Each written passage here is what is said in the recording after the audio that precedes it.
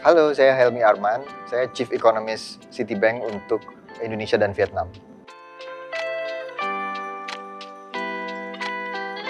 Kalau dilihat dari sisi inflasi, kelihatannya memang prediksi kita sudah mencapai puncaknya ya, suku bunga BI rate. Karena inflasi kita di tahun lalu naik ke atas 5,5%. Sejak beberapa bulan terakhir, terutama di awal tahun ini, itu sudah bergerak turun trennya.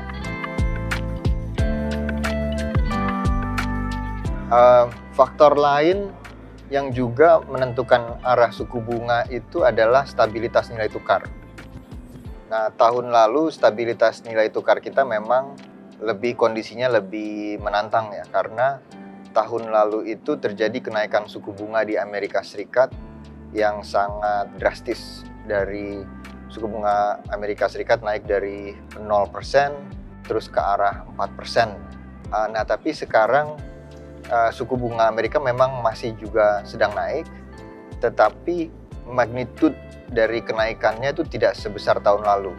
Jadi sekarang suku bunga Amerika Serikat sudah di 5 hingga 5,25%. Kelihatannya dia mungkin masih bisa naik, mungkin 2 kali lagi, tetapi secara total ya ke depannya kenaikannya sudah tidak setinggi tahun lalu. Jadi sehingga risiko gejolak nilai tukar untuk tahun ini juga tidak setinggi tahun lalu.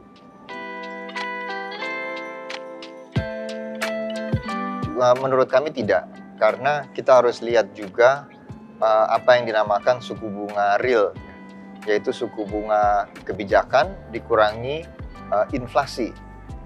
Nah, kalau suku bunga Amerika Serikat yang sekarang di 5 hingga 5,25% itu belum terlalu tinggi di atas tingkat inflasinya mereka. Jadi tingkat inflasi Amerika Serikat, kalau kita lihat core inflation, itu angka terakhir di bulan Juni kalau nggak salah 4,6%. Jadi dari 5,25 ke 4,6 itu spreadnya masih tipis.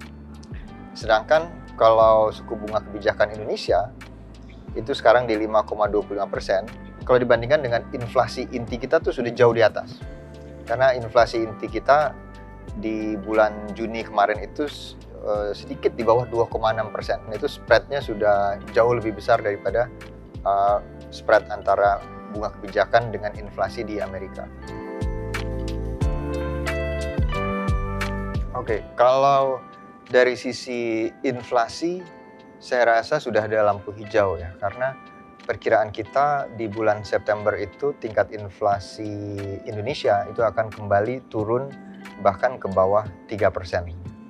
Nah, dari sisi stabilitas nilai tukar, saya rasa mungkin kita harus melihat atau mengantisipasi sinyal jelas dari Federal Reserve kapan mereka sudah mencapai puncaknya.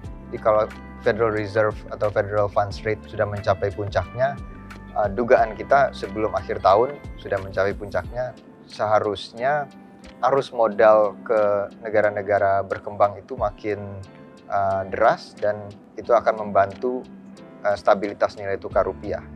Jadi seharusnya sebelum akhir tahun kami perkirakan BI rate sudah bisa turun. Ketika suku bunga kebijakan Bank Indonesia itu turun, otomatis suku bunga pasar uang di Indonesia juga akan turun. Dan ini biasanya juga ikut menarik turun imbal hasil di pasar obligasi Indonesia. Dan kalau imbal hasil turun itu berarti harga obligasinya naik. Kedua, di pasar saham juga mungkin sektor-sektor yang kita sebut interest sensitive, ini juga mungkin kinerjanya akan lebih baik ketika suku bunga turun. Kalau kita bicara faktor-faktor jangka panjang, terutama tidak bisa dilepas dari perbaikan fundamental ekonomi Indonesia selama 5-10 tahun terakhir ini. Kami melihat bahwa dalam dekade terakhir, pertumbuhan ekonomi Indonesia ini komposisinya semakin berimbang. Dalam arti yang dulu pertumbuhan ekonomi Indonesia ini sangat didorong konsumsi, sekarang juga mulai didorong oleh investasi dan ekspor.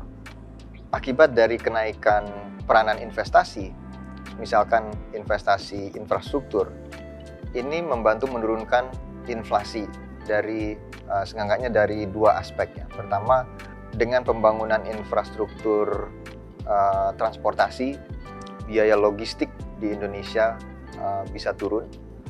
Dan kedua, dalam hal pembangunan infrastruktur irigasi, itu menurunkan risiko terjadi gangguan pada suplai pangan ya, yang sering mengakibatkan gejolak inflasi.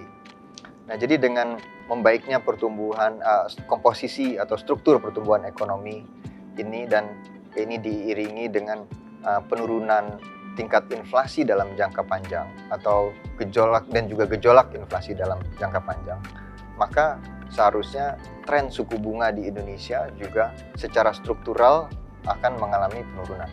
Dan tren penurunan suku bunga ini juga akan tercermin pada penurunan imbal hasil obligasi.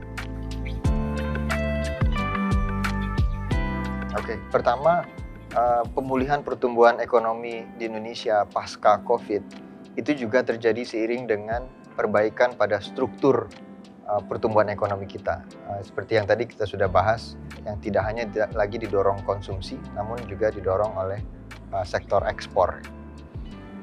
Kedua, penurunan tingkat inflasi di Indonesia terjadi lebih cepat dibandingkan dengan berbagai negara-negara maju ya, seperti di Amerika maupun di Eropa. Dan ketiga, pengelolaan fiskal atau pengelolaan APBN di Indonesia itu dianggap cukup prudent karena defisit APBN Indonesia itu sudah kembali ke level sebelum COVID, yakni di bawah 3% PDB. Padahal di banyak negara emerging market lainnya, defisit APBN mereka masih berada di atas level pra-COVID.